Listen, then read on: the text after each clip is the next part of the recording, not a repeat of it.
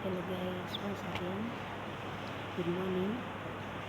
Yeah, by now is still on the membership. Today we are going to discuss about the challenges faced by the employers. Last time we discussed about the challenges faced by the employees and their solutions. So today we are going to discuss about the challenges faced by employers and their solutions. Yeah, as we discussed last time, it's not only the employees who face challenges at work, they also the employers which employ the employees. So firstly, we're going to talk about lying. It's a big challenge to employers because employees they always lie to them. How do they lie? You can construct a CV for the companies which don't even exist. You construct referees which don't even exist. You just train them, you rehearse a bit, then you're like, yeah, you are good to go. If they call you, defend me there. So after constructing that CV, then an employee come there, you have rehearsed that CV, you've crammed everything. So you always go to those interview guides, you cram everything. So reaching there practically, then you just give and like employers like, did I employ an expert? Did I employ a skilled one? Or so training you is just a problem. Then it's like it comes lying. It also happens with some people. You did another combination or you did another course, then you're like, you have applied for another course.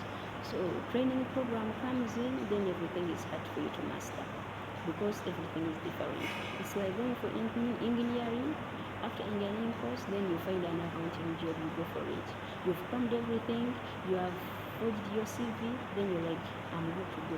They employ you there, then you're like, okay, let us train this guy, let us train this person, so such that he or she does good work to us. Then everything is hard for you to master. So this has become a challenge and many employers are complaining about that.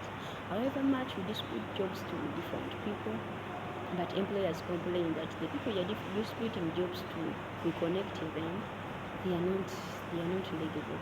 They are not able to. They don't fit for those jobs. And it has also become a bad challenge. It's a bad challenge and it's a bad one because we are losing trust from those people. Yeah, another thing is late coming.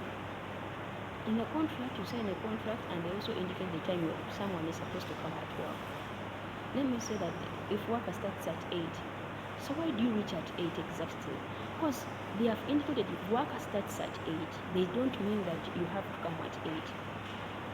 So if work starts at 8, then you have to come before 8, such that at exactly 8, then you start the work. So it happens that you come late, some come at 8:30 when the work starts at 8. Then coming at that time, you need to first make up, the gentleman you polish your shoe, yet you move home, you know that you have to polish that shoe. You polish your shoe, you go to the resting room, you rest a bit, you get your tea. Still you're late, you're still using that time to rest, to work on your own issues. Reaching the time of going back home, you are the early on the door. So if they are like, we are leaving at exactly 5, at 4:50 you are on the door. If you are working on floors, you count that 10 minutes you find me at the gate of the last floor. So they don't mean that since you've come late, at least you utilize that time, you extend that time for compensation. So let us say that you've come at 8:30 when work is to start at 8. Then add more time. Let's say that if they are leaving at 5, let me leave at 5:30.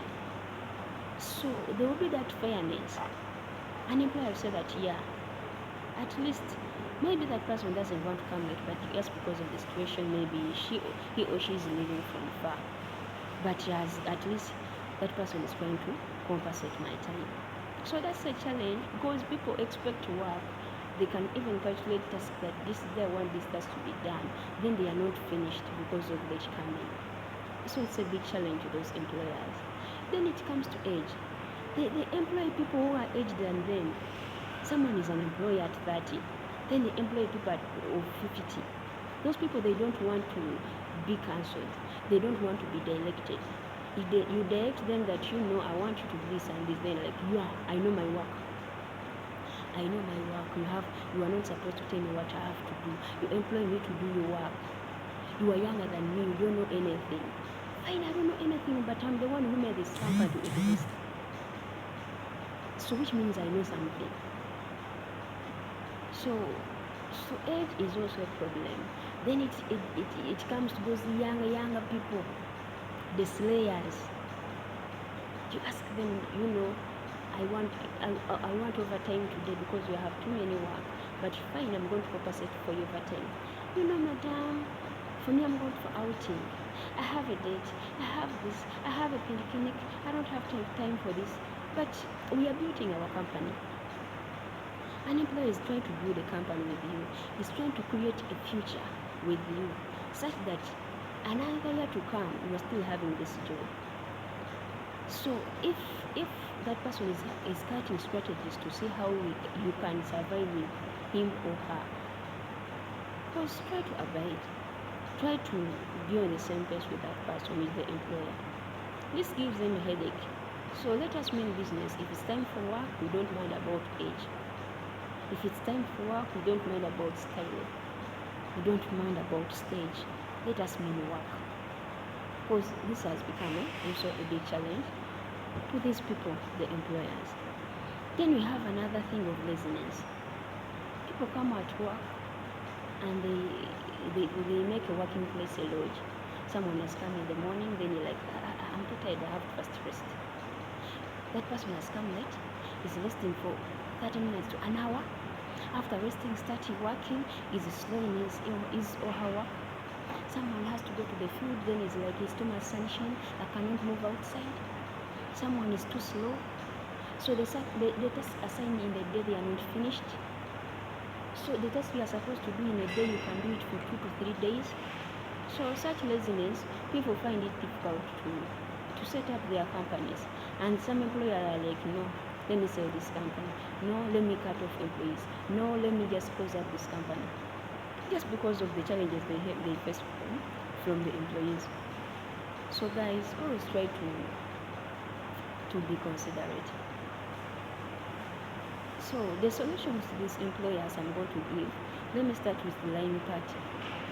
Let me think that if you are given these referees, you always try to follow up. Don't call and in that immediate time that after the interviews you have received the CV, then you try to call. Hello, do you know so and so? No, give it time. You can do it even after 3 months. Do it after 6 months, because there is that orientation period before you approve that person. So by the end of approving that person, then call the referees. I know they would have, if they are fake, they will forget. They will forget totally.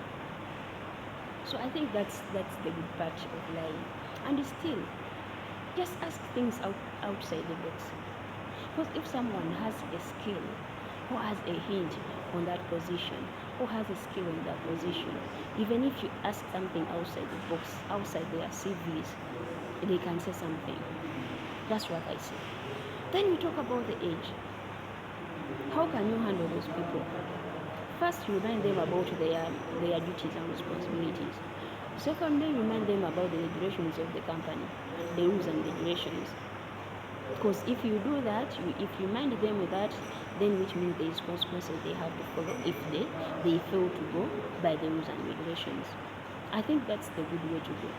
Then if you talk about laziness, you terminate their contract. Because that person is showing that maybe for me I have enough, I don't need to suffer anymore. So that's what they are trying to mean. Because they say action speaks louder than words. That person is what he or she is supposing to mean. That I'm having enough. I'm done with your company. I'm done with your work. I think we have to go by the rules. So thank you for watching. Meet in the next video. Still Jimmy Mbashira, Islamic Bank and Finance Consultant, tax practitioner, as well as an accountant. Nice time.